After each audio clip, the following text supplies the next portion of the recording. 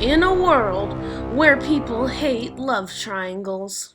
So for this one, I went with love triangles. I just hate love triangles. And deem it unrealistic. A love triangle is just something that would not happen. It is completely unrealistic. Where people wholeheartedly disdain it. I have yet to encounter a love triangle that I actually like. It is the most infuriating thing to me. I don't like any of this love triangle business that's been happening. That's right. We're gonna be trying to defend it. Yep, that's me. Hello, beautiful bookish people. Today we're going to be talking about the dreaded love triangle and why people have so much disdain for them and defending them a little bit. Talking about why I think they're terrific, realistic, and scientific. You see what I did there? Thank you for noticing. Wow.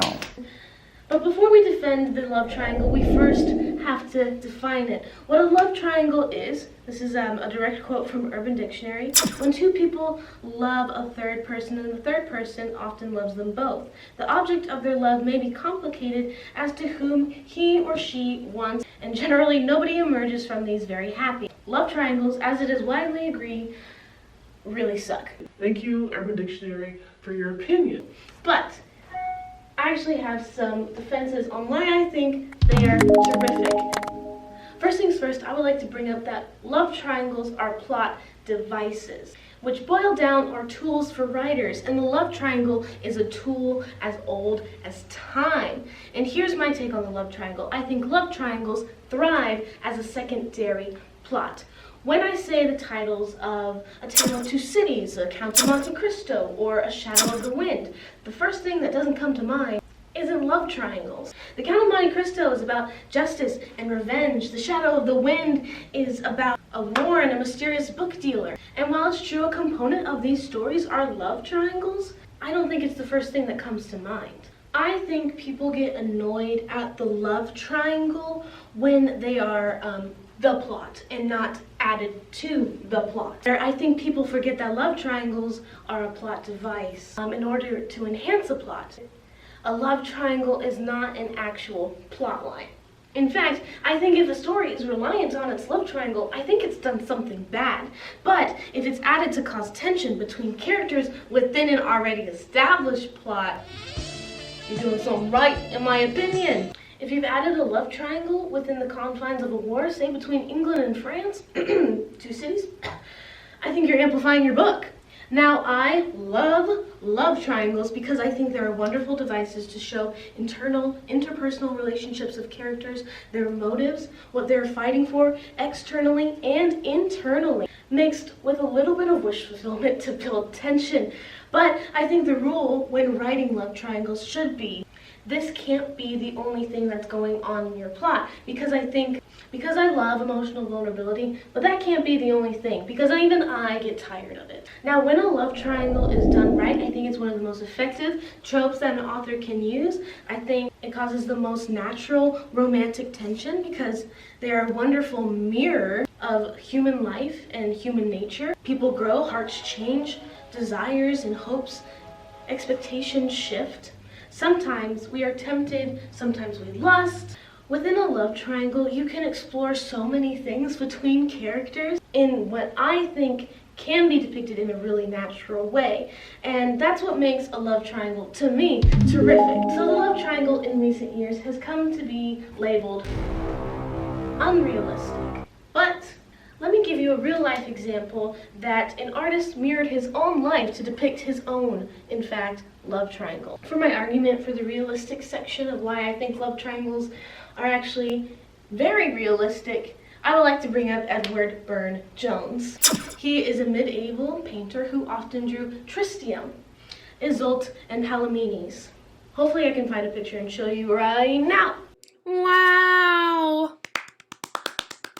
This was a very famous medieval tale where Tristium and Isolde were in love, but Isolde was promised to Palamedes, a king far off in a land, and they fell in love because of a love potion. But Isolde eventually marries the king, forcing Tristan to leave and marry someone actually with the same name. Burns was very drawn to the story because he believed that it reflected his own internal struggle with his own wife and mistress. He painted this painting after ending an affair with his medieval girlfriend, who was a model at the time. It sounds so funny now, but it's true. So you have an artist in a scandalous situation using fictional medieval stories to express his very real internal struggle. This is my favorite example of why love triangles are realistic, but there are a ton of notable other examples. We can bring up the Greeks.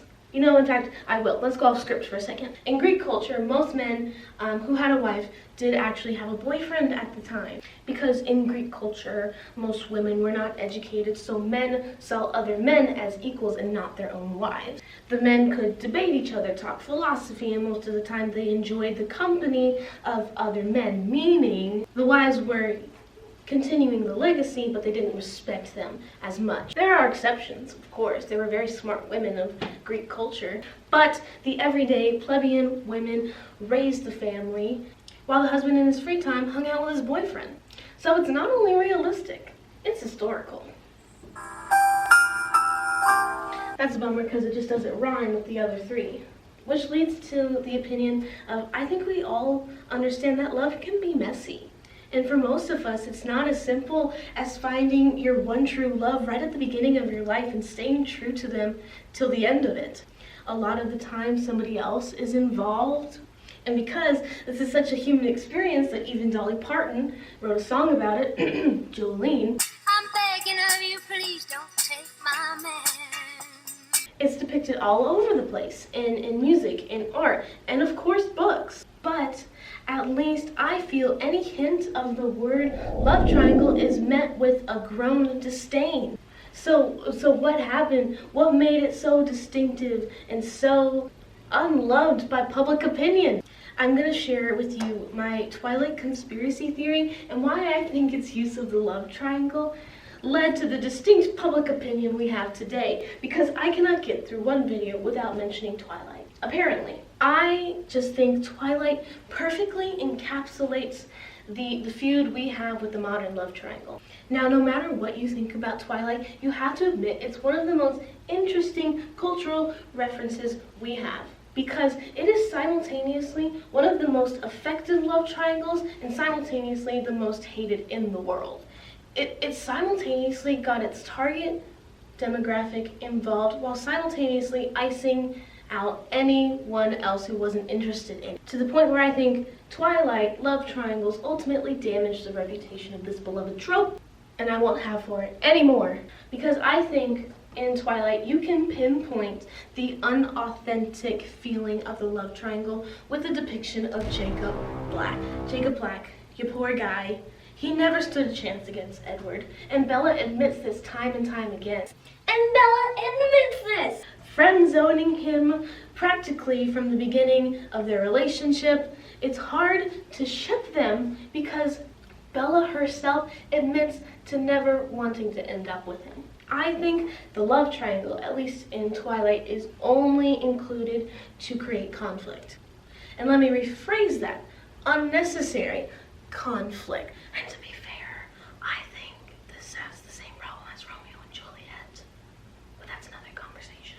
But with a love triangle, it can't be one-sided. You have to believe that this person could choose between two people in order for it to work. And I don't blame Stephenie Meyer at all for this. I think a lot of it either has to do with the publishing company, and by then the movies were coming out, encouraging this severe love triangle that we got. But when you have a widely successful franchise, you probably want to repeat it and keep it going for as long as you can, leading to other movie companies doing the same tactics of Team Gale and Team PETA, which didn't even exist, and it didn't need to exist, because it makes me really sad. Because you boil it down, The Hunger Games is about a revolution and a sister's connection. It's not about the boys. But in that moment, the marketing overshadowed the story, which is sad. And I think that is the moment where it stopped being about the human depiction and started being more of a cash grab. And when a love triangle is cheapened like this, it just becomes filler. which is not what this trope deserves. Come on.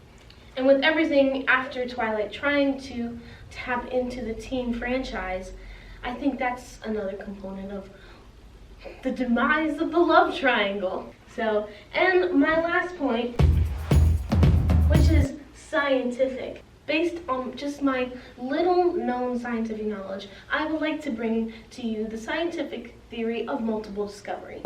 Let me read the concept, if you will. The concept of multiple discovery, also known as simultaneous invention, is a hypothesis that most scientific discoveries and inventions are made independently and more simultaneously by multiple scientists and inventor. What this is meaning is that a lot of inventions or scientific theories that we have today, even though we associate Darwin with evolution, he wasn't the only scientist working on it. He just got his publication out first. In fact, there were 3 other scientists working on this theory. It's the idea that ideas come in multitudes to a multitude of people.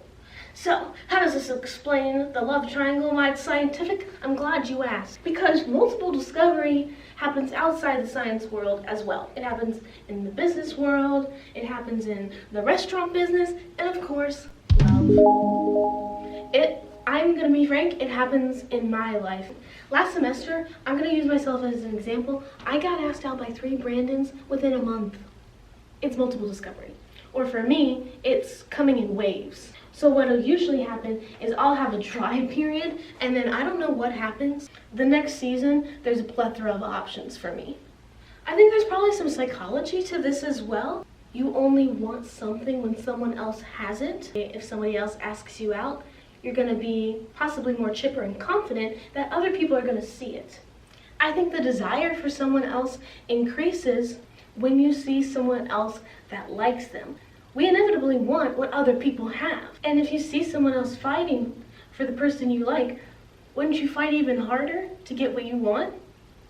I think so. So that wraps up the scientific portion of it.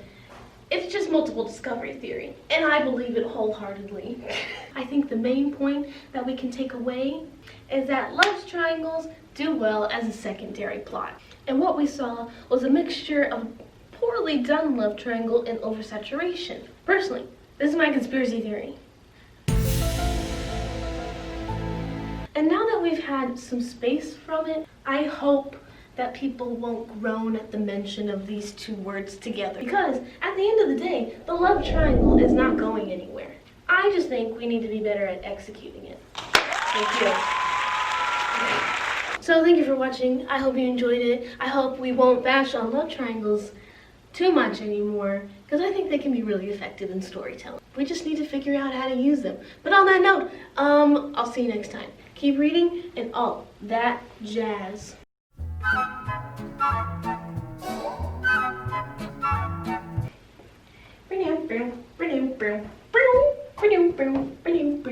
Now the love triangle in recent years has come with I hate, capital H, touching chalk. But I love the aesthetic of a chalkboard. So we suffer triangles. Jacob's story could have come to a more satisfying conclusion. Did y'all miss this sign? Because I did.